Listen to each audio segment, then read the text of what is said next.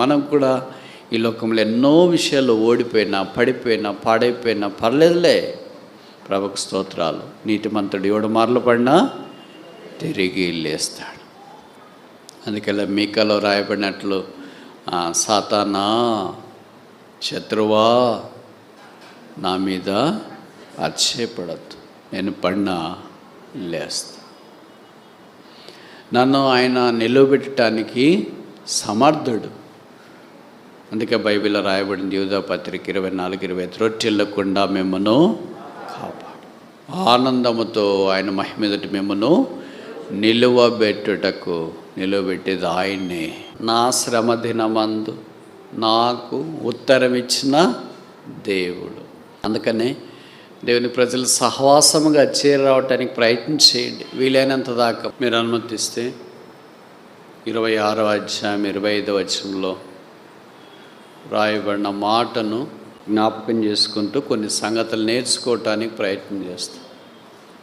అక్కడ ఒక బలిపీఠం, అక్కడ ఒక గుడారం, అక్కడ ఒక బావి, అక్కడ బలిపీఠము కట్టి, ఎక్కడో కడితే కాదు, ఎవరికో కడితే కాదు, అతడికి, అక్కడ అతడికి, మనకు అక్కడ కట్టాల.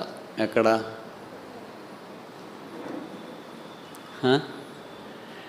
దేవుడు చూపించిన స్థలం, దేవుడు ప్రత్యక్షమైన స్థలం, దేవుడు మాట్లాడిన స్థలం, దేవుడు సంధించిన స్థలం. కనుక అక్కడ బలిపీఠము కట్టి, మొదట బలిపీఠం ఏం జ్ఞాపకం చేస్తుందంటే రిలేషన్షిప్, బంధాన్ని, అనుబంధాన్ని జ్ఞాపకం చేస్తుంది. క్రైస్తవ్యం ఒక బంధం, ఒక అనుబంధం, ఒక ఆధ్యాత్మిక సంబంధం. మనిషికి మనిషితో రెండవ సంబంధం, మనిషికి దేవుడితో మొదటి సంబంధం. దాన్ని రక్షణ అంటాం. మనిషికి మనిషితో ఉన్న సంబంధమే సంఘము అంటాం. మనిషికి దేవుడితో సంబంధం లేకపోతే రక్షణ లేదు. మనిషికి మనిషితో సంబంధం లేకపోతే సంఘ సహవాసంలో లేదు. కనుక మొదట దేవుడితో మనిషికి సంబంధం, అదే బలిపీఠాన్ని జ్ఞాపకం చేస్తుంది. పాత నిబంధనలో భక్తులు అలాంటి బలిపీఠం అనుభవం గుండా వెళ్ళారు. మీరు అనుమతిస్తే ఆ బలిపీఠం అనే మాటను గురించి కొన్ని సంగతులు మనం నేర్చుకోవటానికి ప్రయత్నం చేస్తాం. ముందుకెళ్ళక మునుపు ఎప్పుడూ ఒకదానికి 5 ప్రశ్నలు ఉంటాయి. మీకు తెలుసు కదా. మొదటి ప్రశ్న ఏంటంటే, బలిపీఠాలు కట్టిన వాళ్ళు బైబిల్లో ఎంతమంది? How many are the altar builders mentioned in the Bible? రెండో ప్రశ్న ఏంటంటే, మొదట బలిపీఠము కట్టిన వారు ఎవరు? మూడో ప్రశ్న ఏంటంటే, ఆఖరిగా బలిపీఠం కట్టిన వారు ఎవరు?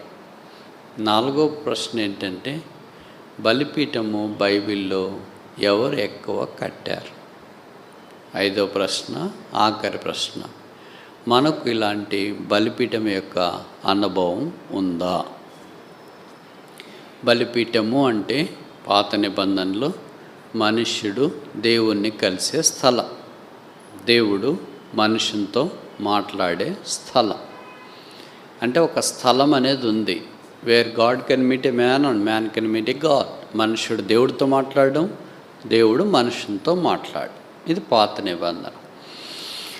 కొత్త నిబంధనకు వచ్చిన తర్వాత మనుషుడు దేవుడితో మాట్లాడటానికి, దేవుడు మనుషునితో మాట్లాడటానికి ఈ భౌతికమైన బలిపీఠం కాకుండా ఆత్మ సంబంధమైన బలిపీఠం, అదే సిలువ. యేసుప్రభు సిలువ ద్వారా మనకు రక్షణ వచ్చింది. ఇప్పుడు మనం దేవుడితో మాట్లాడుతున్నాం, దేవుడు మనతో మాట్లాడుతున్నాం. 6వ వచనాల్లో ఉంది, పూర్వకాలమున మన పితరులతో నానా విధములుగా మాట్లాడిన దేవుడు ఇప్పుడు తన కుమారుని ద్వారా మనతో మాటలాడెను. కనుక ఆ కుమారుడే దేవుని వాక్యం, ఆ కుమారుడే అన్నిటికీ ఆధారం, ఆ కుమారుడే అన్నిటికీ మూలం. ఆయనే యేసుక్రీస్తు ప్రభు. కొత్త నిబంధనలో యేసు ప్రభు సిలువే బలిపీఠము. పాత నిబంధనలో బలిపీఠము సిలువకు ఛాయగా ఉన్నది, సిలువకు ముంగుర్తుగా ఉన్నది, సిలువకు ఒక నీడగా కనిపిస్తుంది. ఇప్పుడు ఆ సిలువ అనుభవం కొత్త నిబంధనల వారికి తెలుసు, పాత నిబంధన వారికి తెలియదు. అందుకనే వారు దేవునితో సంబంధంలోనికి రావటానికి బలిపీఠం కట్టారు. ఇప్పుడు 5 ప్రశ్నల్లో మొదటి ప్రశ్న, బలిపీఠాలు కట్టిన వారు బైబిల్లో ఎంతమంది? జవాబు మీరు చెప్తారా నేను చెప్పాలి? సరే, మిమ్మల్ని చిన్న చిన్న ప్రశ్నలు అడిగితే బాగుండదు కదా, నేనే చెప్తా. 14 మంది. 14 altar builders are mentioned in the scriptures. 14 మంది బైబిల్లో పాత నిబంధనలో బలిపీఠాలు కట్టి, కొత్త నిబంధనలో బలిపీఠం కట్టవలసిన అవసరం లేదు. ఎందుకంటే యేసుప్రభువే మన బలిపీఠం. యేసుప్రభు రానంత దాకా మనుష్యుడు దేవుడితో మాట్లాడటానికి బలిపీఠాన్ని నిర్మించాడు. మొదట బలిపీఠం కట్టిన వ్యక్తి నోహు. అందరికంటే ఎక్కువ బలిపీఠాలు కట్టిన వ్యక్తి అబ్రహాం, 4 కట్టాడు. ఇప్పుడు మొదట బలిపీఠాలు అనే దానికంటే మొదట 5 వ్యక్తులు కట్టిన బలిపీఠాలు మనం చూడటానికి ప్రయత్నం చేస్తాం. ఆదికాండము 8వ అధ్యాయం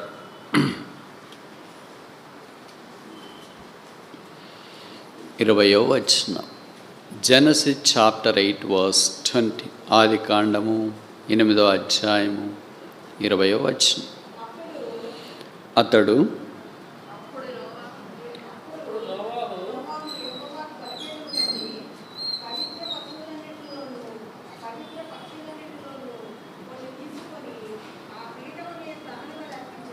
చాలు. అప్పుడు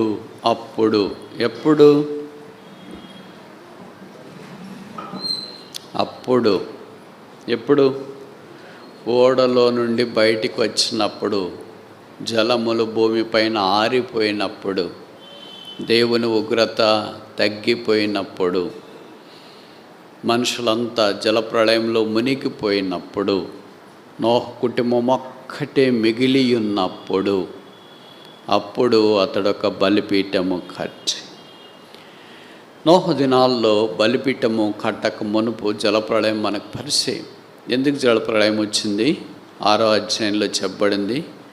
మనుషుల చెడుతనం భూమి మీద గొప్పదనియు, వారి తలంపుల్లోని ఊహలనియు కేవలము ఎల్లప్పుడూ చెడ్డవని దేవుడు సూచెను. కనుక అంత దుర్మార్గంగా మనుషుడు ప్రవర్తిస్తూ వచ్చి దేవుని కోపము వారి మీదకి వచ్చింది. అందుకే జలప్రళయం వచ్చింది, అందరినీ పూర్తిగా ముంచివేసింది. ఇప్పుడు ఒకే ఒక కుటుంబం ఉంది, 8 మంది ఉన్నారు, ఓడలో నుండి బయటకు వచ్చినారు. మీరు ఊహించండి, ఇంట్లో ఒక్కళ్ళే ఉంటే ఎలాగుంటుంది మీకు? ముఖ్యంగా మీ పిల్లలు, మీ ఆయన బయటికి వెళ్ళడానికి ఒక్కళ్ళే ఉన్నారు, కరెంటు పోయింది రాత్రి. బాగుంది, సంతోషంగా ప్రభుత్వం అనిపిస్తుందా? తిట్టుకోవడం ఆరంభిస్తారు. మొదట మీ ఆయన్ని, మీ పిల్లల్ని, అందరినీ తిట్టుకుంటారు, చివరికి దేవుణ్ణి కూడా. ఒక్కళ్ళని వదిలేసిపోయాడు, ఎవరికి కనికరం లేదు. మీ వీధిలోనే ఒకరే ఉన్నారనుకో, మీ ప్రాంతంలో ఒకళ్ళే ఉన్నారు, మీ ఊర్లోనే ఒకరే ఉన్నారు, మీ జిల్లాలోనే ఒకరే ఉన్నారు, మీ రాష్ట్రంలో ఒకళ్ళే ఉన్నారు, దేశంలో ఒకళ్ళే ఉన్నారు, ప్రపంచంలోనే ఒకళ్ళే ఉన్నారు. ఎట్లుంటారు? ఊహకు అందదు మనకి. చలిపడుతుంది, వెంట్రుకలు నిక్కుపడుచుకుని, అమ్మ ఒక్కళ్ళేనా? మనకు వారు పరిచయం లేకపోయినా ఎవరో కొంతమంది ఉంటారు. బస్సులో మనకి ఎవరు పరిచయం ఉండరు, అయినా మనకేం అనిపించదు. కొంతమంది ఉంటే, రైల్లో ఉన్నవాళ్ళు మనకేం తెలియదు, అయినా ఏమనిపిస్తుంది? రైల్లో ఒక్కళ్ళే పోతున్నారు, ఏమనిపిస్తుంది? ఆటోలో ఒక్కళ్ళే పోతున్నారు, ఏమనిపిస్తుంది? బస్సులో ఒక్కళ్ళే వెళ్తున్నారు, ఏమనిపిస్తుంది? ఈ భూమి మీద 8 మందే ఉన్నారు, ఒకే కుటుంబం. ఏమన్నా వస్తే అనుకుంటాం కదా, వచ్చేది జంతువులన్నీ వాళ్ళ దగ్గరే ఉన్నాయి. ఒకే ఒక కుటుంబము అసలు ఊహకు అందదు. ఎలాగున్నారబ్బా, గుండె పగలు చచ్చిపోయి ఉంటాం కదా అనుకుంటాం. వాళ్ళకి దేవుడు ఎంత ధైర్యం ఇచ్చినాడంటే ప్రపంచమంతట్లో 8 మందే ఉన్నారు. కడగబడిన నేల మీద ఉన్నారు, పవిత్రము చేయబడిన నేల మీద ఉన్నారు, శుద్ధీకరించబడిన నేల మీద ఉన్నారు. వారు చేసిన మొదటి పని బలిపీఠము కట్టుట. ఇల్లు కట్టారా, గుడారం కట్టారా, ఏమన్నా కట్టారా? The first work any builder can do in his life is establishing a relation with God. ఒక మనుష్యుడు, ఒక విశ్వాసి చేయవలసిన మొదటి పని ఏంటంటే దేవునితో సంబంధాన్ని ఏర్పాటు చేసుకుంటాడు. దేవుడితో ఆ వ్యక్తికి సంబంధం లేదనుకోండి, దేవుడు ఆయనతో మాట్లాడలేదనుకోండి, అదంతా కేవలం మృగ్యము, వ్యర్థం. కనుక ఒకే ఒక వ్యక్తి కుటుంబం అంతా ఉండి మొదట ఏం చేయాలనుకుంటారు? వంట చేశారా? పొలం దున్నారా? విత్తనాలు వేసారా? కాపు కాసారా? ఏం చేస్తారు మొదట మీరైతే? కానీ వాళ్ళు చేసిన మొదటి పని దేవుని బలిపీఠం కట్టాలి. ఎవరు చెప్పారు వాళ్ళకి బలిపీఠం కట్టమని? మనం ఏదైనా పని చేయాలంటే మనకి ఎవరైనా చెప్పిండాలి. మన పిల్లలు ఉదయం లేచి బైబిల్ చదువుతున్నారంటే ఎవరో చెప్పింటారు. మనం చదువుతున్నాం కనుక వాళ్ళు చదువుతున్నారు. మనం ఎలాగ చదువుతున్నాం? మనకంటే ముందు వాళ్ళు చదివారు కనుక, వాళ్ళు చెప్పారు కనుక, అంటే మనం ఫాలో అవుతాం. వేరే వాళ్ళు ఏం చేశారో అది మనం వెంబడిస్తాం, అనుసరిస్తాం. అంతకుముందు బలిపీఠమే కట్టలేదు కదా. బలిపీఠం అనే మాట మొదటి ఇక్కడే రాశారు కదా. మరి ఎలాగొచ్చింది ఆలోచన? దేవుడితో మనకు సంబంధం కావాలనేది దేవుడిచ్చే ఆలోచన. He was first inventor of the altar of God. దేవుని బలిపీఠాన్ని కట్టడానికి మొట్టమొదట పూనుకున్న వ్యక్తి నోహు. దేవుడు మానవుని యొక్క జీవితంలో అలాంటి అనుభవంలోనికి మనల్ని కూడా తీసుకురావాలని కోరుతున్నాం. అందుకే నోహ్ అంటే అర్థం రెస్ట్, కంఫర్ట్, విశ్రాంతి, నెమ్మది అని అర్థం. మన క్రైస్తవ జీవితంలో కూడా మొదటి నెమ్మది. దీన్నే మత్తయి భక్తుడు 11వ అధ్యాయంలో ప్రయాసపడి భారం మోసుకుంటున్న సమస్త జనులారా నా దగ్గర రండి, నేను మీకు విశ్రాంతి అంటే నెమ్మది ఏంటి ఆదరణ మీకు దయచేస్తా. I will give you rest. నేను మీకు విశ్రాంతి, నెమ్మది, ఆదరణ కలిగిస్తాను. అంటే మనుషుడికి యేసు ప్రభువు వెలపట విశ్రాంతి, నెమ్మది, ఆదరణ లేదు. ఎంతో ఆదరణ ఉన్నట్లు అనిపిస్తుంది, కానీ ఎవరితో నన్ను తెలిసిన వాళ్ళతో ఫోన్ మాట్లాడితే కొంత ఆదరణ వస్తుంది అనుకుంటా. పరిచయం ఉన్న వాళ్ళు కనిపించి మాట్లాడితే ఆదరణ వస్తుంది అనుకుంటా.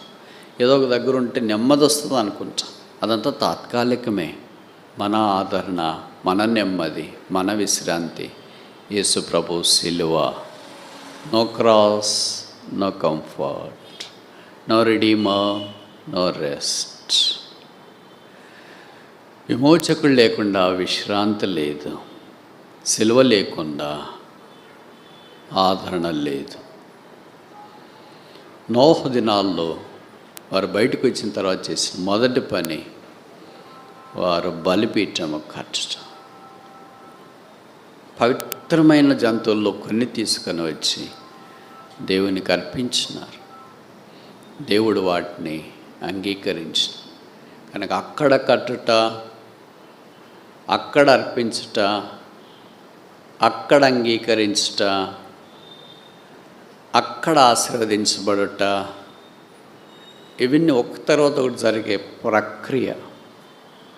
అక్కడ కడితే, అక్కడ దేవుడు అంగీకరిస్తే, అక్కడ అర్పణ ఇవ్వబడితే అక్కడ ఆశీర్వాదం వస్తుంది. అక్కడ కట్టకపోతే ఆశీర్వాదం లేదు. శాపము కింద మనుష్యుడు నాడు సిలువకు వెలపట్ట. యేసు ప్రభువుని గురించి వింటున్న మీరు, యేసు మిమ్మల్ని ప్రేమిస్తున్నాడు. మీ కొరకే మానవుడికి భూమి మీదకి దిగి వచ్చినాడు. మీ కొరకే పాపంగా చేయబట్టడానికి ఇష్టపడ్డాడు. మీ కొరకే సిలువ మీదకి వెళ్ళాడు. మీ కొరకే తల మీద ముళ్ళ కిరీటం, చేతుల్లో మేకులు, దేహమంతా కోడా దెబ్బలు, ప్రక్కలో బల్లెపోటు, రక్తము కార్చి చనిపోయి సమాధి చేయబడి తిరిగి లేపబడ్డాడు. విశ్రాంతి లేని మానవునికి విశ్రాంతి కలుగజేస్తున్నాడు. ఆదరణ లేని మానవునికి ఆదరణ కలుగజేస్తున్నాడు. కృంగిపోయిన మానవుని లేవనెత్తున్నాడు. అధైర్యంతో ఉన్న మానవుని ధైర్యపరుస్తున్నాడు. యేసు రక్తం ప్రతి పాపము నుండి మనల్ని కడిగి పవిత్రులుగా చేస్తుంది.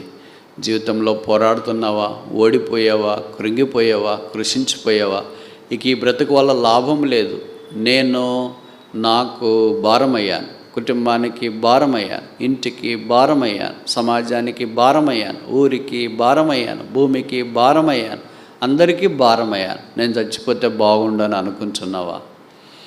నువ్వు చావకుండగా నేను బ్రతికించడానికి నీ కొరకు దేవుడు చనిపోవటానికి భూమి మీదకి దిగి వచ్చిన. అందుకే బైబిల్లో రాయబడింది, ఆయన మనలను ప్రేమించి తను తాను అప్పగించుకొనెను. ఆయన పేరే యేసు. రోమపత్రిక 5వ అధ్యాయంలో చెప్పబడింది, దేవుడు మన ఏళ్ళ తన ప్రేమను వెల్లడిపరుచున్నాడు. ఎట్లనగా మనం ఇంకా పాపలమైండగా, బలహీనమైండగా, భక్తిహీనమైండగా, శత్రులమైండగా యుక్తకాలమున క్రీస్తు మన కొరకై చనిపోయాను. Christ died for us, you need not die for yourself. ప్రభువు మన కొరకే చనిపోయాడు కనుక నీకు నువ్వు చనిపోవాల్సిన పని లేదు, నువ్వెవరి కొరకు చనిపోవాల్సిన పని లేదు. Because Christ died for us. క్రీస్తు మన కొరకై చనిపోయాడు. ఆయన మరణంలో శక్తి ఉంది, ఆయన సమాధి లేచడం ద్వారా శక్తి ఉంది, ఆయన పునరుత్థానంలో శక్తి ఉంది. ఆయనే దేవుని శక్తి. యేసు నెరుగుదవా? యేసు శిలువ దగ్గరికి వచ్చావా? పాపక్షమాపణ మారమనసు పొందావా? నోహను ఆశీర్వదించినట్లు దేవుడు నిన్ను ఆశీర్వదించాలని కోరుతున్నాడు. కడగబడిన భూమి మీద దేవుడితో అనుభవంలోనికి రావాలని దేవుని ఉద్దేశం. ఇప్పుడు రక్షించబడిన మనం, కడగబడిన జీవితాల్లోనికి వచ్చిన మనం, ఆ భూమి అంతా కడగబడింది. కడగబడిన భూమి మీద మొట్టమొదటి చేసిన పని ఏంటి? బలిపీఠం కట్టడం. విత్తనాలు వేయడం కాదు, తోట పెంచడం కాదు, ఇంకేదేదో చేయడం కాదు. దేవుడితో సంబంధం, దేవుని జ్ఞాపకం చేసుకున్నట. కనుక మన హృదయాలు కూడా రక్షించబడిన తర్వాత ఇప్పుడు దేవుడి కొరకు జీవించడానికి అవసరమైన బలిపీఠం మన హృదయంతరంగంలో వ్యక్తిగతంగా, కుటుంబముగా, సంఘముగా కట్టడం చాలా ప్రాముఖ్యం. కనుక దీనికి మనం ఒక పేరు పెడదామా? ఆల్టర్ ఆఫ్ సాల్వేషన్, రక్షణ బలిపీఠము. దేవుని ప్రజలముగా మనం ఈ రక్షణ బలిపీఠాన్ని అనుభవిస్తూనే ఉండాలి. ఇది జీవితాంతం ఉండే ప్రక్రియ. అందుకే దీనికి రాయబడింది నిత్య రక్షణ, ఎటర్నల్ సాల్వేషన్. అందుకే ఈ రక్షణ ఎబ్రీ పత్రికలో చెప్పబడింది గ్రేట్ సాల్వేషన్, గొప్ప రక్షణ. ఇది మనం చాలా తేలిగ్గా అనుకుంటాం. ప్రమాదంలో ఉన్నవాడికి తెలుస్తుంది బయటపడిన తర్వాత. సముద్రంలో, చెరువులో పడిపోయిన వాడు ఎవరో గజీతిగాళ్ళు వచ్చి రక్షించినారనుకో, వాడికి తెలుస్తుంది ఆ రక్షణకు విలువ, ఎలాగ రక్షించబడి, ఎలాగ ప్రాణాపాయంలో నుండి తప్పించబడ్డాడు. మిగతా చుట్టుపక్కల వాళ్ళందరికీ మామూలుగానే తెలుస్తుంది. కానీ అలాగ పాపంలో జీవిస్తున్న మనం, పాతాళం వైపు వెళ్తున్న మనల్ని యేసు రక్తం ద్వారా కడిగి పరిశుద్ధపరిచి ఆయన రక్షణ ఆశీర్వాదంలోనికి తెచ్చిన. అందుకే ఈ గొప్ప రక్షణ లక్ష్య పెట్టక ప్రభువును యేసునందు విశ్వాసం ఉంచు. రెండవ బలిపీఠం ఆదికాండం 13వ అధ్యాయం 18వ వచనం, 13:18. అమ్మా,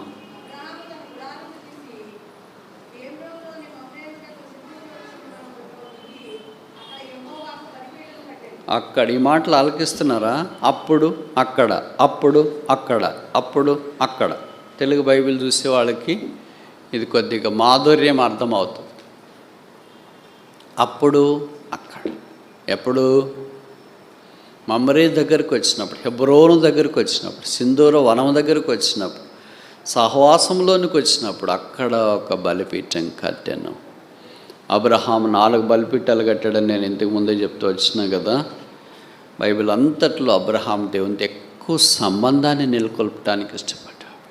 తన జీవితంలో పొరపాట్లున్నా, ఇబ్బందులున్నా, కష్టాలున్నా, సమస్యలున్నా, కొరతలున్నా దేవుని విడిచిపెట్టలేదు.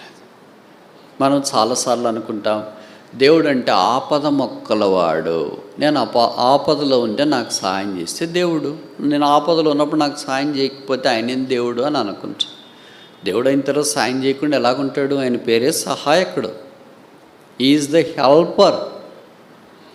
ఆయన మనకు సహాయం చేయటానికే ఇష్టపడతాడు. ఒక తండ్రి కుమార్తెకి సహాయం చేయకుండా ఉంటాడా? తల్లి కుమారుడికి సహాయం చేయకుండా ఉంటారా? ఉండరుగా.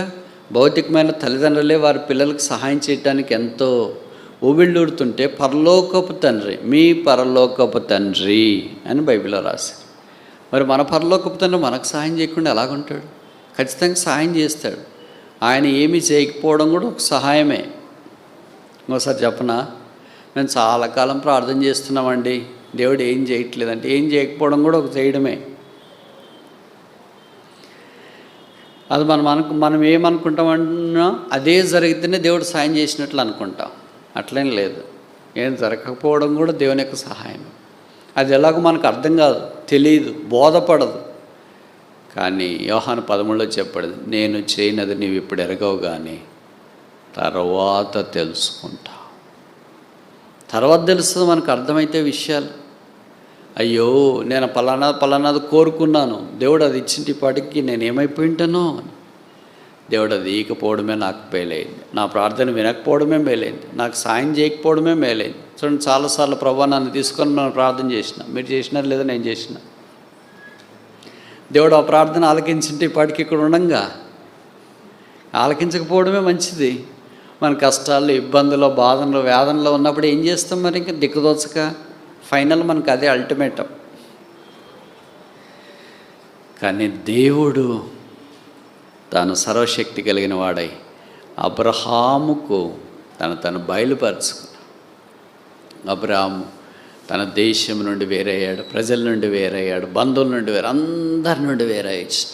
ఆల్టర్ ఆఫ్ సెపరేషన్, ప్రత్యేకమైన జీవితం కొరకు బలిపీఠం.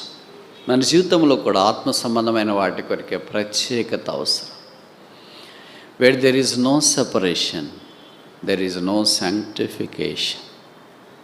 ప్రత్యేకమైన జీవితం లేకపోతే పరిశుద్ధమైన జీవితం కలిగి ఉండలేము. Sanctification and separation are linked together. ప్రత్యేకమైన జీవితం, పవిత్ర జీవితం. ఇద్దరు స్నేహితులు, జోడు గుర్రాలు, జంట నగరాలు, కౌల పిల్లలు, 2 చేతుల మాదిరి, 2 కాళ్ళ మాదిరి, 2 కళ్ళ మాదిరి, 2 చెవుల మాదిరి, 2 పెదవుల మాదిరి.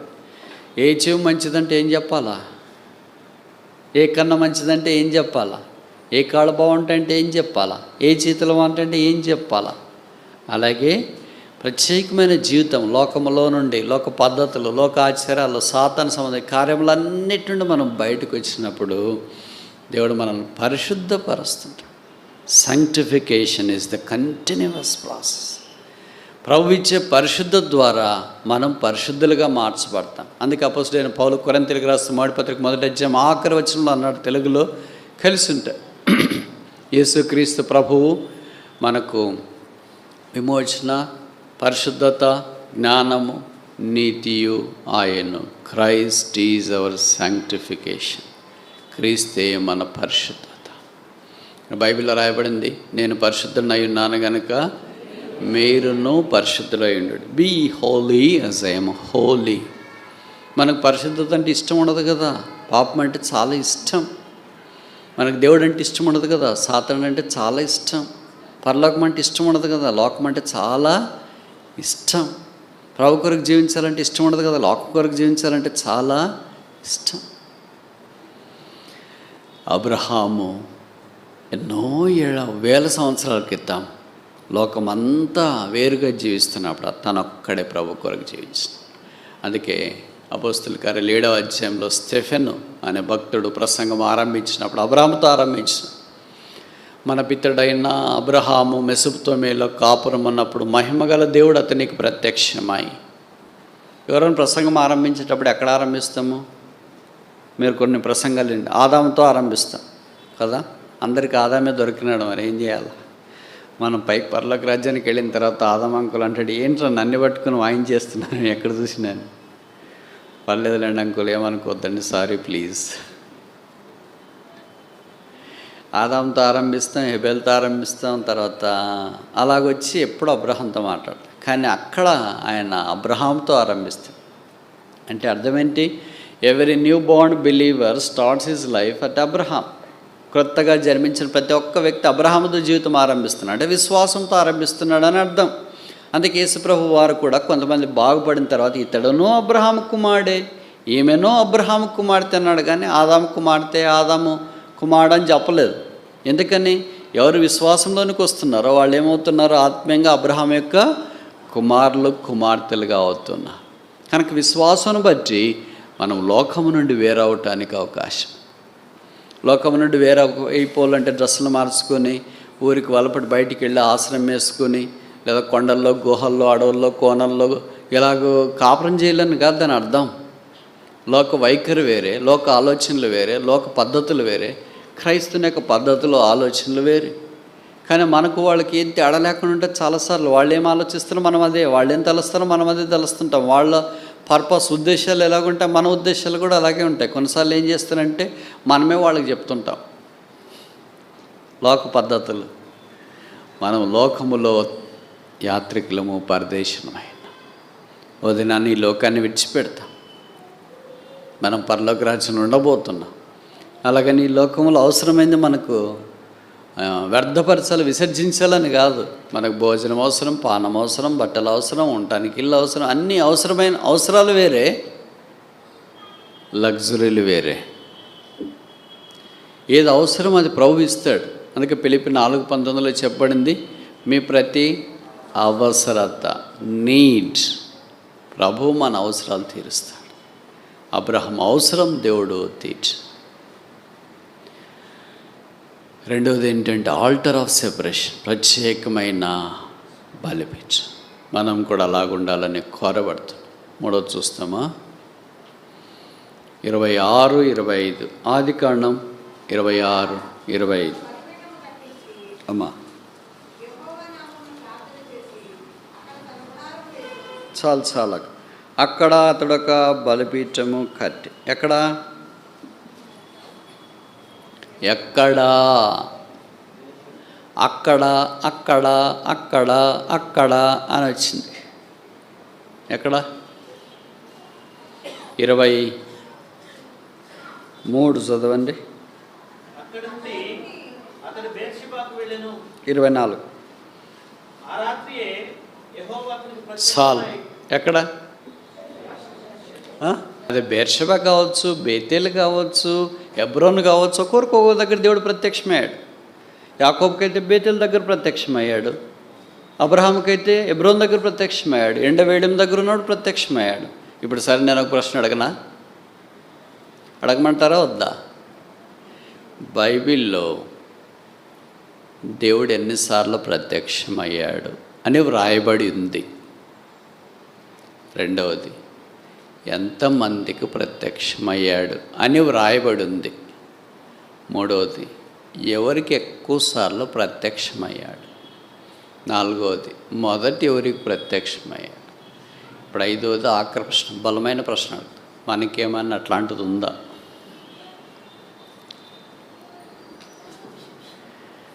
ఆ మాట చదివినప్పుడంతా నాకు ఎట్లా వాళ్ళంతా పులకరిస్తుంది. అబ్బా, నన్ను గురించి కూడా ఈ మాట రాయబడింటే ఎంత బాగుండు. దేవుడు అబ్రహామునకు ప్రత్యక్షమై, యాకోబునకు ప్రత్యక్షమై, ఇస్సాకుకు ప్రత్యక్షమై అని రాయబడిన మాట నన్ను గురించి కూడా రాసింటే ఎంత బాగుండు అని అనిపిస్తుంది. ప్రత్యక్షతలు పౌలు కొత్త నిబంధనలో నాకు కలిగిన ప్రత్యక్షతలో నేను అతిశయించకుండానట్లు ఆయన రాస్తే, ఆయనకేమో ప్రభుని గురించిన ప్రత్యక్షతలు, మనకేమో సైతాను లోకాన్ని గురించిన ప్రత్యక్షతలు. ఇంకా మనం ఏం చేస్తాం? ప్రభు మాట్లాడుతున్నాడండి, ఏం చేస్తాం? ప్రభు మాట్లాడతాడా? దయ్యం మాట్లాడతాడు. యెహోవా అతనికి ప్రత్యక్షమై. సరే, ఇప్పుడు జవాబు చెప్పిన దాదాపు 40 సార్లు యెహోవా ప్రత్యక్షమైనని రాయబడి.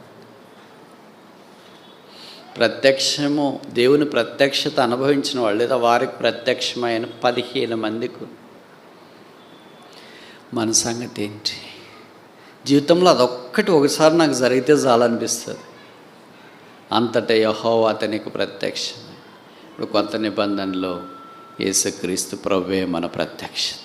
అందుకే యోహాను సువార్త 1వ అధ్యాయంలో మనకేం కనిపిస్తుందంటే, ఆయన కృపా సత్య సంపూర్ణుడుగా మన మధ్యన విశేషం. ఇప్పుడు తీతుకు రాష్ట్ర అపోస్తలుడైన పౌలు 2వ అధ్యాయంలో అంటాడు, దేవుని ఎడల మానవుని ఎడల దేవునికున్న చదండి 15-16 తీతు పత్రిక 2వ అధ్యాయము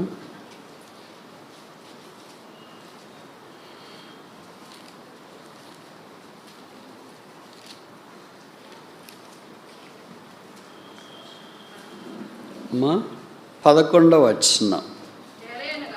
ఏలైనగా సమస్త మనుషులకు చాలు, సమస్త మనుషులకు రక్షణకరమైన దేవుని కృప ప్రత్యక్షమై.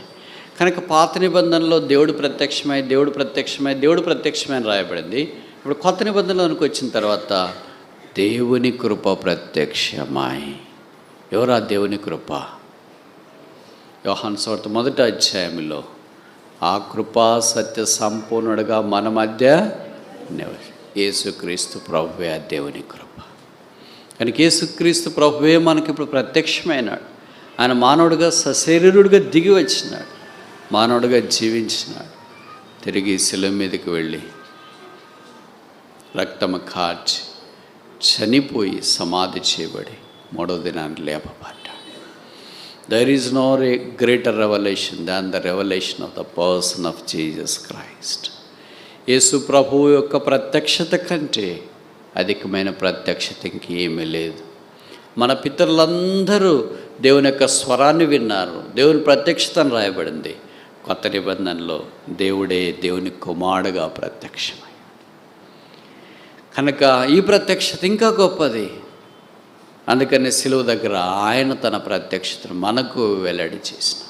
ఇప్పుడు ఇస్సాకు దగ్గరికి వచ్చేటప్పటికి ప్రత్యక్షత, దేవుడు ప్రత్యక్షమైన స్థలంలో ఆయనకు బలిపీఠము కట్టి, ఇస్సాకు ఎన్ని బలిపీఠాలు కట్టాడు? ఎన్ని కడితే మనకేం బ్రదర్ అని మీరు అంటారేమో. ఎక్కువ కట్టే కొలది దేవుడితో వాళ్ళకి ఎక్కువ సంబంధం ఉంది అని అర్థం. ఇప్పుడు చూడండి, అబ్రహాంతో వాళ్ళ బంధువు ఉన్నాడు, పేరు లోతు. 20 ఏళ్ళు అబ్రహాంతోనే ఉన్నా సొదొమ గొమొర్రా దగ్గర. ఎన్ని బలిపీఠాలు కట్టాడు? ఒక్క బలిపీఠం కూడా కట్టలేదు. ఈ బిల్ట్ నో ఆల్టర్. అబ్రహాం లాంటి వాడు బంధువు అయ్యుండి దేవుడితో సంబంధం లేకుండా మనిషి ఉంటాడా? ఉంటాడని బైబిల్లో రాసినారు. కనుక మనం కూడా చెప్తాం, పలానా వాళ్ళు మాకు పేరు పెట్టారు, పలానా వాళ్ళు బాప్తిసం ఇచ్చినారు, పలానా వాళ్ళ ద్వారా బలం పొందినాము, పలానా వాళ్ళ ద్వారా ఇలాగే అన్నీ బాగానే ఉన్నాయి. మనతో లేదా దేవుడితో మనకున్న వ్యక్తిగత సంబంధం ఏంటి? లోతు లోకంలోనే ఉండిపోయాడు, దేవుడి దగ్గరికి రాలి. నీతిమంతుడే, కానీ కుటుంబము చిన్న భిన్నమైంది. నువ్వు నీతిమంతుడివే, నీ కుటుంబం చిన్న భిన్నమైందా? అబ్రహాం కుటుంబం వలె ఉందా? నువ్వు బలిపీఠం కడితే నీ కుటుంబం అంతా నీ వలె ఉండటానికి అవకాశం. నువ్వు బలిపీఠం కట్టకపోతే నీ కుటుంబం అంతా అలాగే ఉంటుంది. ఇస్సాకు దేవునికి అక్కడ ప్రత్యక్షమైన దగ్గర బలిపీఠం కట్టాడు. చూడండి, నేను మళ్ళా ఒకసారి జ్ఞాపం చేసి చెప్తున్నా. నేను మీకు చెప్పేంతటి వాడిని కాదు, చేతులు జోడించి చెప్తున్నా.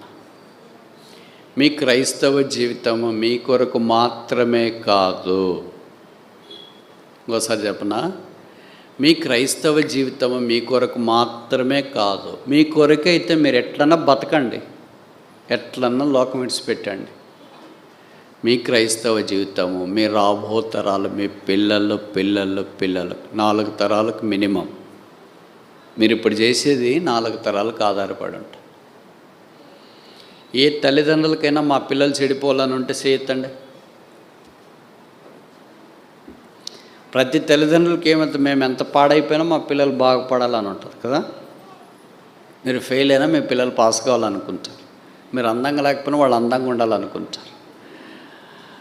మీకు చదువు రాకపోయినా వాళ్ళకి చదువు రావాలనుకుంటారు. మీకు ఏం లేకపోయినా వాళ్ళకి అన్నీ ఉండాలనుకుంటారు. అది తల్లిదండ్రులకు మనసు. మరి ఆత్మీయంగా మీకంటే ఉన్నతమైన స్థానంలో మీ పిల్లలు ఉండాల.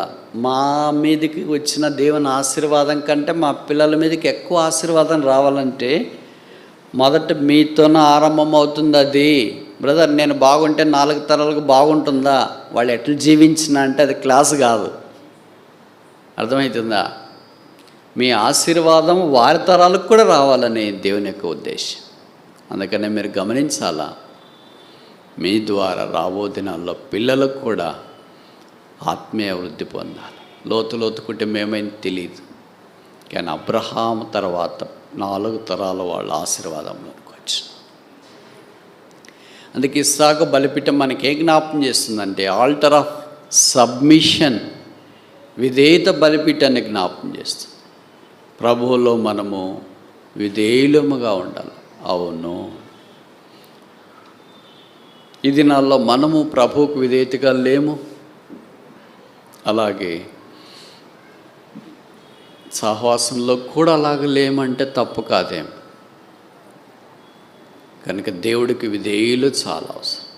ఇస్సాకును దేవుడు బలి తీసుకోవాలనుకుంటే ఇస్సాకు విధేయత చూపించకపోతే అబ్రహాం ఏం చేస్తాడు? పట్టుకొని రాగలడా అంత వృద్ధాపంలో కొడుకుని? పిల్లలు విధేయత చూపిస్తేనే కదా అబ్రహాం అర్పించడానికి వెళ్ళింటాడు. విధేయత చూపించకపోతే ఎలాగెళ్తాడు? మనం మన మోరే పర్వతంకి వెళ్తాను, లేదు డాడీ నాకు పనుంది క్రికెట్ ఆడాలనంటే అబ్రహాం తీసుకెళ్ళగలడా? చెప్పరేంటి? మీరు బలవంతంగా చెప్పండి, మీకు గుండెల మీద చేసుకొని మీకు బాగా ఎదిగిన పిల్లలు 18 ఏళ్ళు దాటిన పిల్లల్ని బలవంతాన మీరు మందిరానికి తీసుకొని రాగలరా? బలవంతాన బైబిల్ చదివించగలరా? బలవంతాన ఆధ్యాత్మిక కార్యక్రమం చేయించగలరా? దుస్సాధ్యం. వాళ్ళకి ఇష్టమైతేనే జరుగుతుంది, ఇష్టం కాకపోతే జరగదు. అలాగే ఇస్సాకు కూడా ఎంతో ఇష్టం ఉంటేనే దేవుడితో పాటు అబ్రహాముతో పాటు దేవుని కార్యాల కొరకు వచ్చిన. కనుక మనము దేవుడికి ఎంత విధేయతలో ఉంటామనే దాన్ని బట్టి మన పిల్లలు కూడా దేవునికి విధేయతలో ఉంటారనేది ఆధారపడి. కనుక రాబో దినాల్లో తరాలు విస్తరించాలా, వ్యాపించాలా అని అంటే మన విధేయత చాలా ప్రాముఖ్యం. అందుకే భక్సింగ్ గారు కేవలం 3 అక్షరాలతోనే దేవుని మీద ఆధారపడి బలమైన పరిచయం చేసినాడు. మొదటి అక్షరము ఎస్ లార్డ్, సరే ప్రభువా. 2వ అక్షరము నో, కాదు. 3వ అక్షరము ఆల్ రైట్, పర్లేదు. మనం ఇవే చేస్తామా? ఇది తప్ప అన్నీ చెప్తాం, శాటభారతం. ఏం రాలేదంటే చాలా కారణాలు ఉన్నాయిలేండి దానికి చెప్పటానికి. పాయింట్ టు పాయింట్ అనవసరం. మిగతాదంతా చెత్త, గడ్డి, కర్ర, కొయ్యకాలు. ఇంత అవసరం ఏముంది? అందుకే నేరుగా పాత దినాల్లో 20 ఏళ్ళ క్రితము మన సహవాసంలో ఎలాగుండదంటే పలానా బ్రదర్ అక్కడికి వెళ్ళా, సరే వెళ్ళలేదు అనుకోండి, నేను వెళ్ళలేకపోతున్నాను బ్రదర్, ఓకే సరే. ఇప్పుడు అట్లా కాదు, అక్కడికి వెళ్ళండి అంట. ఎక్కడికా? వెళ్ళాలనే ఉంది బ్రదర్, కానీ ఏం బ్రదర్ అంటే దానికి సాగదీసి కృష్ణామాదిరి అట్లా తిరిగి నది నాం సాగరో గతి. అటు కాదు, వెరీ పాయింట్ టు పాయింట్. అందుకనే బైబిల్లో రాయబడింది, మీ మాట అవునంటే కాదంటే.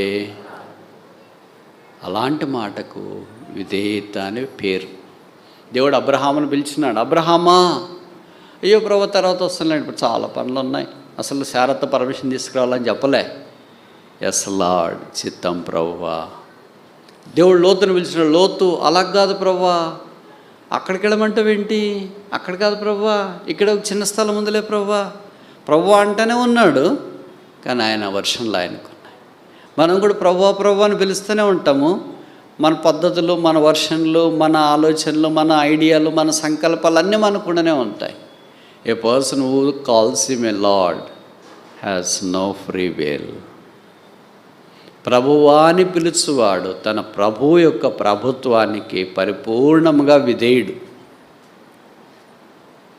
అలాంటి విధేయుడు కానివాడినా ఆయన ప్రభుత్వంలో ఎలాగుంటాడు? ఉండడం సాధ్యమేనా?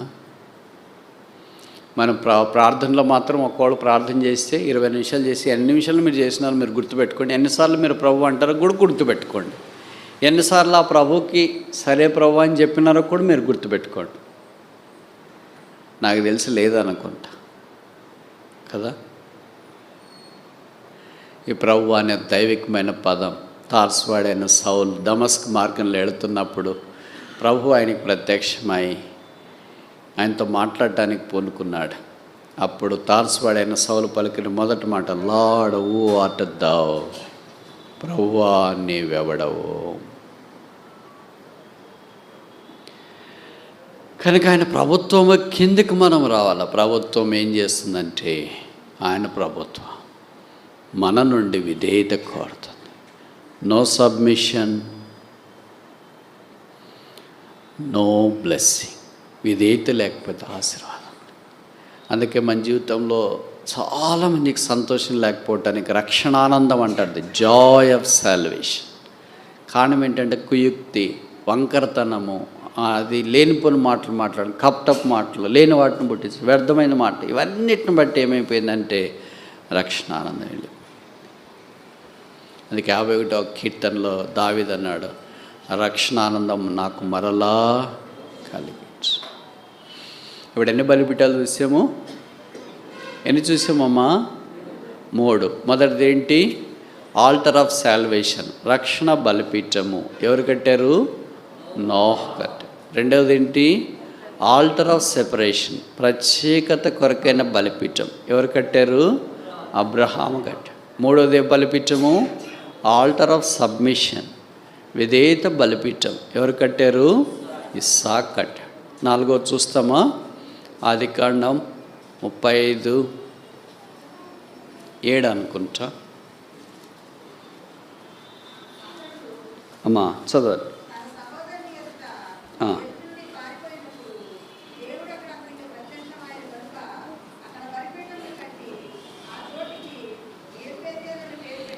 ఎక్కడక్క? ఎక్కడ? ఎక్కడక్కడంటే దేవుడు అతనికి, చూడండి మాట ఎంత చక్కగా రాశారు కదా. అబ్రహామునకు దేవుడు ప్రత్యక్షమై, ఇస్సాకుకు దేవుడు ప్రత్యక్షమై, యాకోబుకు దేవుడు ప్రత్యక్షమై, అక్కడ దేవుడు అతనికి ప్రత్యక్షమైనందున దేవుని ప్రత్యక్షత వారు చూస్తూ వచ్చిన ఆ స్థలం నాకు ఎల్బెతేల్ అని పేరు పెట్టాను. యాకోబు ఎన్ని బలిపీఠాలు కట్టాడు? ఎన్ని కట్టాడు? ఎవరెన్ని కడితే మనకేముంది, మనం కడితే కదా అనుకుంటాం కదా. అందుకే కుటుంబం అంతా తీసుకొని వచ్చిన 35వ అధ్యాయంలో రాయబడింది, మనము లేచి బేతేలునకు వెళ్ళుదాము. మనము లేచి, నేను కాదు, నేను ఒక్కడ రావడం గొప్ప సంగతి కాదు, మనము కుటుంబం అంతా రావడం గొప్ప సంగతి. అందుకే ఈ సంవత్సరం మీకు వాగ్దానాలు కూడా ఇచ్చింటారు కదా, కుటుంబ వాగ్దానాలను తీసుకుంటారు. కొంతమంది ఏం వాగ్దానం వచ్చింది ఇస్తారంటే మీకు మర్చిపోయింటారు. వాళ్ళు బైబిల్ ఎక్కడో పడిపోయి ఉంటాయి, కొన్ని ఎక్కడో ఇళ్లలో పడిపోయి ఉంటాయి, కొన్ని ఎక్కడో పడిపోయి ఉంటాయి, కొన్ని డ్రైనేజ్లో పడిపోయింది, ఎక్కడ పడిపోయింది తెలియదు. ఇప్పుడు వాళ్ళు గుర్తు చేసుకుంటుంటారు. అందుకే నేను ఒక చిన్న సలహా మీకు ఇవ్వాలని కోరుతున్నాను. మీకు కూడా తెలుసు అనుకుంటా, కొంతమంది పాటిస్తుంటే చాలా మంచిది. మీకు ఇవ్వబడిన మొదటి కుటుంబ వాగ్దానం, తర్వాత యజమానురాలు, పిల్లల వాగ్దానాలు అట్లా వరుసగా రాసుకోండి. లేదా కంప్యూటర్ ఉంటే టైప్ చేసుకోండి. దాన్ని A4 సైజ్ పేపర్లో ప్రింట్ తీసుకోండి. దాన్ని ఎల్ ఫోల్డర్ అంటే లామినేట్ లేదా ఒక ప్లాస్టిక్ కవర్లో లామినేట్ చేసుకోండి. ప్రతిరోజు ఉదయం కానీ రాత్రి కానీ కుటుంబ ప్రార్థన చేసుకునేటప్పుడు వరుసకు చుట్టూరు కూర్చున్నప్పుడు వాగ్దానాల పేపర్ అంతా అక్కడ పెట్టుకొని ఎవరు ప్రార్థన చేస్తారో వాళ్ళు, బ్రదర్ ప్రార్థన చేస్తే బ్రదరు, సిస్టర్ చేస్తే సిస్టర్, పిల్లలు చేసి ఎవరు ప్రార్థన చేసినా వాగ్దానాలన్నీ క్లెయిమ్ చేయండి. అలాగే మీకు వాగ్దానాలు గుర్తుంటాయి. రెండోది మనం వాగ్దానాలు ఎత్తిపట్టి ప్రార్థన చేస్తాం. కనుక ప్రభువు వాగ్దానాలు చేసింది నెరవేర్చడానికి సమర్థుడు. అర్థమైంది అనుకుంటా. ఈ పద్ధతి మీరు చేయకపోతే చేయటానికి ప్రయత్నం చేయండి. ఇది ఎవరికి వర్తిస్తుంది అంటే కుటుంబ ప్రార్థన చేసుకునే వాళ్ళకి వర్తిస్తుంది. మేము కుటుంబ ప్రార్థన ఎప్పుడో మానేసినామనే వాళ్ళకి ఇదేం వర్తించదు. ఆ స్టేజ్ దాటిపోయినామనే వాళ్ళకి కూడా ఇది వర్తించదు. మా కుటుంబం లేదనే వాళ్ళకి కూడా ఇది వర్తించదు. సరే అట్లాంటి మా మనస్సాక్షి వాత వేయబడింది అనే వాళ్ళకి కూడా ఇది వర్తించదు. ఇది ఎవరికి వర్తిస్తుంది అంటే ప్రాథమికంగా ఆత్మీయంగా ఇంకా మేము మొదటి దశలోనే ఉన్నాము. దేవుడు మాతో మాట్లాడాలా, మా ప్రార్థన ఆలకిస్తాడు, దేవుడు మాకు ఇచ్చిన వాగ్దానాలు నెరవేర్చాలనే వాళ్ళకి మాత్రమే వర్తిస్తాయి. అలాంటి వాళ్ళు ఈ ప్రయత్నాలు మీరు చేయొచ్చు. అప్పుడు దేవుడి యొక్క అద్భుతం ఎలాగ జరుగుతుంది చూడండి. యాకోబు అలాగో దేవుని సన్నిధిలో వాగ్దానం ఇచ్చి, దేవుని వాగ్దానాలు కోరి, అందుకే ఇక్కడ 35లో అన్నాడు కదా, నా శ్రమ దినమందు నాకు ఉత్తరం ఇచ్చిన దేవుడు. శ్రమ దినమందు ఆయన ఉత్తరం ఇచ్చేది. ఇంకా ఆ దేవుని కొరకు యాకోబు ప్రార్థన చేసిన. యాకోబు దేవుని మందిరానికి వచ్చిన, మందిరం యొక్క సమృద్ధిని ఆయన అనుభవించిన. అందుకనే దేవుని ప్రజలు సహవాసముగా చేరి రావటానికి ప్రయత్నం చేయండి వీలైనంత దాకా. బైబిల్లో రాయబడింది కదా, హెబ్రీ పత్రికలో, ఆ దినం సమీపించిన కొలది మీరు సమాజముగా కూడుట మానక. అంటే మానే పరిస్థితులు చాలా వస్తాయి, వర్షాలు వస్తాయి, ఇంకేంటి ప్రతికూల పరిస్థితులు చాలా వస్తాయి. మానక దేవుని ప్రజలకు కలిసి వచ్చడం ద్వారా ఆత్మ సంబంధమైన ఆశీర్వాదం మనం పొందాం. ఇది ఆల్టర్ ఆఫ్ శాంక్చురీ అంటే దేవుని సంఘం యొక్క బలిపీఠం లేదా పరిశుద్ధ స్థలం అనే బలిపీఠం. 5వ దాకా చూసి ముగిస్తామా? నిర్గమకాండం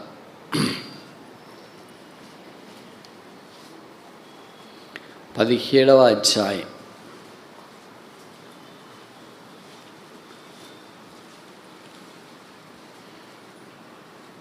15వ వచనం.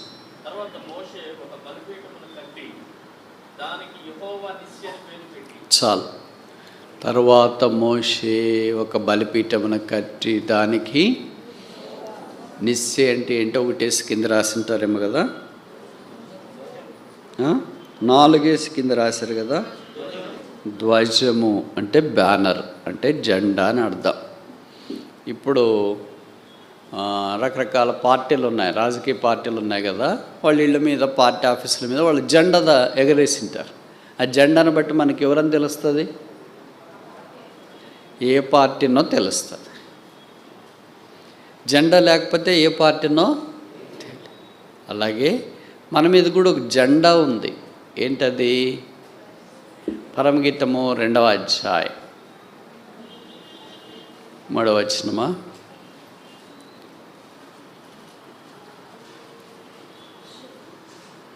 పరమగీతము 2వ అధ్యాయం 3వ వచనం. 4వ వచనం.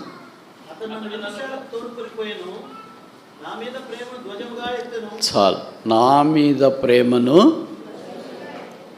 సరే, నేను ఇప్పుడు ఒక ప్రశ్న అడగవచ్చా? అంటే 5 ప్రశ్నలు ఉంటాయి. మొదటి ప్రశ్న, ధ్వజము అనే మాట బైబిల్ ఎన్నిసార్లు రాశారు? మొదట ఎవరికి ధ్వజం?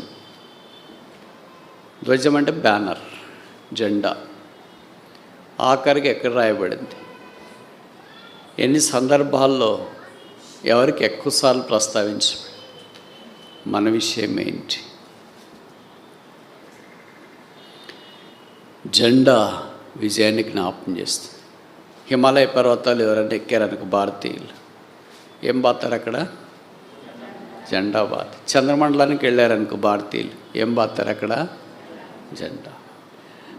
భారతదేశం వరల్డ్ కప్లో గెలిచిందనుకో, ఏం పట్టుకొని తిరుగుతారు? కనుక జెండా ఏ జ్ఞాపకం చేస్తుందంటే విజయాన్ని జ్ఞాపకం చేస్తుంది. విజయం లేకపోతే ఏం లేదని అర్థం? జెండా లేదు. లేదా జెండా లేకపోతే ఏం లేదని అర్థం? విజయం. ఇప్పుడు ఎలక్షన్లు ఉంటాయనుకోండి, గెలిచిన వాళ్ళు జెండా పట్టుకొని తిరుగుతారా? ఓడిన వాళ్ళు జెండా పట్టుకొని తిరుగుతారు? మీరు అప్పుడు దాకా ఏం చేస్తారంటే, ఎలక్షన్లు జరిగేదాకా ఊరంతా రకరకాల జెండాలు రెపరెపలాడుతుంటే అన్నీ ఎర్రవి, పచ్చవి, ఆఖరి తెల్ల అన్నీ. కరెక్ట్ రిజల్ట్స్ వచ్చిన రోజు నెక్స్ట్ చూస్తే ఏ జెండాలు ఉంటాయి? మిగతావన్నీ ఎవరు తీసుకెళ్ళారు? మీరు చూడండి, ఇది బాగా అబ్జర్వ్ చేయండి. ఒక పార్టీ, రాజకీయ పార్టీ ఓడిపోతే, అయ్యో ఓడిపోయాం కదా అని వాళ్ళు వచ్చి జెండాలు బీక్కొని పోరు. ఎందుకంటే ఓడిపోయిన దుఃఖంలో వాళ్ళు ఉంటారు. ఎవరు బీకేశారు మరి? మీరు బాగా అబ్జర్వ్ చేయండి, ఉండదు ఎక్కడ. జెండాలు ఉండవు, ఫ్లెక్సీలు ఉండవు, ఎక్కడ ఉండవు. ఇంకా అవి ఎక్కడ మాయమైపోతాయి? ఏమో ఎవరు తీసుకెళ్తారో తెలియదు, ఏం జరుగుతుందో తెలియదు. ఎవరు గెలిచినారో వాళ్ళ జెండాలు ఉంటాయి, వాళ్ళ ఫ్లెక్సీలు ఉంటాయి, వాళ్ళ బ్యానర్లు ఉంటాయి, అన్నీ వాళ్ళదే ఉంటాయి. ఓడిన వాళ్ళది ఉండదు. కానీ అన్నీ జరిగేటప్పుడు మాత్రం అందరూ రకరకాల ఊరంతా అవే అనేటట్లు ఉంటాయి. ఇప్పుడు యేసుక్రీస్తు ప్రభు వారు మన పక్షాన సెలవులో విజయం సాధించినాడు. ఆయన జెండా విజయపు జెండా. అతడు నన్ను విందుశాలకు తోడుకొని వచ్చెను, నా మీద ప్రేమను ధ్వజముగా his banner over me was love. ఏ జెండా ఇది? ప్రేమ జెండా. ఏ జెండా ఇది? సిలువ జెండా. ఏ జెండా ఇది? యేసు జెండా. ఏ జెండా ఇది? యేసు రక్తపు జెండా. ఏ జెండా ఇది? పరలోకపు జెండా. ఏ జెండా ఇది? శాశ్వతమైన జెండా, రంగుబోని జెండా, మడత పెట్టబడని జెండా, ఓడిపోని జెండా, సదాకాలం ఉండే జెండా. అదే ఆధ్యాత్మికమైన జెండా, పరిశుద్ధమైన జెండా, దైవికమైన జెండా, ఎప్పుడు నిలిచిండే జెండా. అదే యేసు ప్రభువు యొక్క సిలువ విజయం. మోషే అమాలేకీయుల మీద యుద్ధం చేసినప్పుడు దేవుడు వారికి విజయం ఇచ్చినాడు. విజయాన్ని పురస్కరించుకొని ఒక జెండా కట్టాడు. కనుక మనం కూడా ఈ లోకంలో ఎన్నో విషయాలు ఓడిపోయినా, పడిపోయినా, పాడైపోయినా పర్లేదులే, ప్రభుకు స్తోత్రాలు. నీతిమంతుడు 7 మార్లు పడినా తిరిగి లేస్తాడు. అందుకలా మీకాలో రాయబడినట్లు, సాతానా, శత్రువా, నా మీద అతిశయపడద్దు, నేను పడినా లేస్తా. నన్ను ఆయన నిలవబెట్టడానికి సమర్థుడు. అందుకే బైబిల్లో రాయబడింది, యూదా పత్రిక 24:20, రొట్టెల్లకుండా మిమ్మను కాపాడు, ఆనందముతో ఆయన మహిమ ఎదుట మిమ్మను నిలువబెట్టేది ఆయన్నే. నిలువబట్టడానికి మనం ఇష్టపడాలి. ఒక గుర్రాన్ని నీళ్ళు తాగేదాకా తీసుకెళ్ళగలం, తాగేది గుర్రప్ప అని. ప్రభు ఇప్పుడు మనం సిలువ దాకా తీసుకొని వచ్చినాడు. సిలువ విజయాన్ని అనుభవించేది దేవుడు మనకు జ్ఞాపకం చేస్తున్న సంగతి.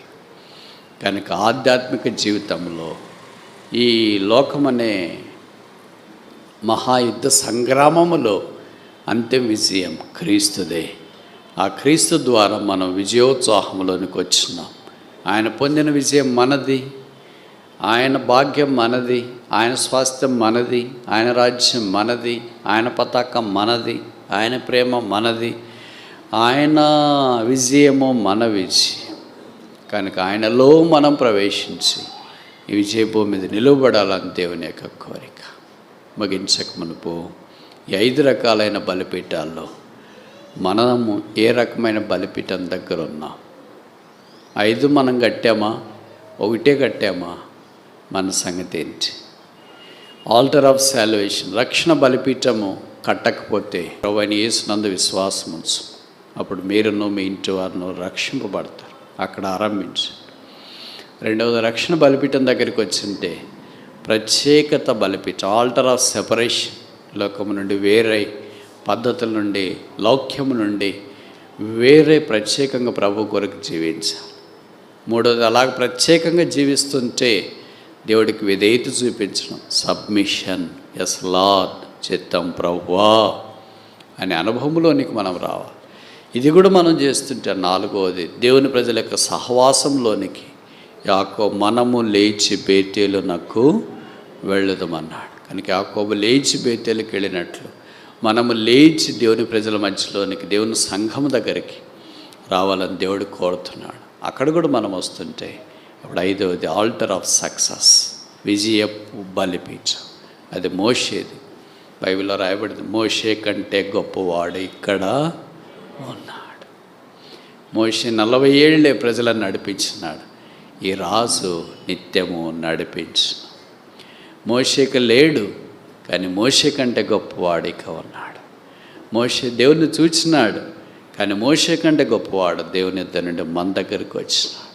మోషే ప్రత్యక్ష గుడారాన్ని నిర్మించినాడు.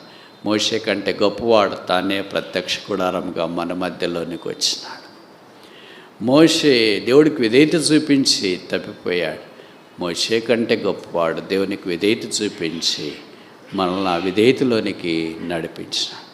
మోషే దేవుని మహిమలో కనిపించినాడు. మత్తయి 17లో రూపాంతర కొండ మీద మోషే కంటే గొప్పవాడు, దేవుని మహిమ మూర్తిమంతమనై ఉన్నాడు. ఆ మహిమలో మనము దినాన ప్రవేశించిన ఆయన ఇదిగో మోషే కంటే గొప్పవాడు అని మనం ఆరాధించి విజయభూమి మీద నిలబడబోతున్నాం. మన జవాబేంటి? అక్కడ అతడు యెహోవాకు బలిపీఠము కట్టి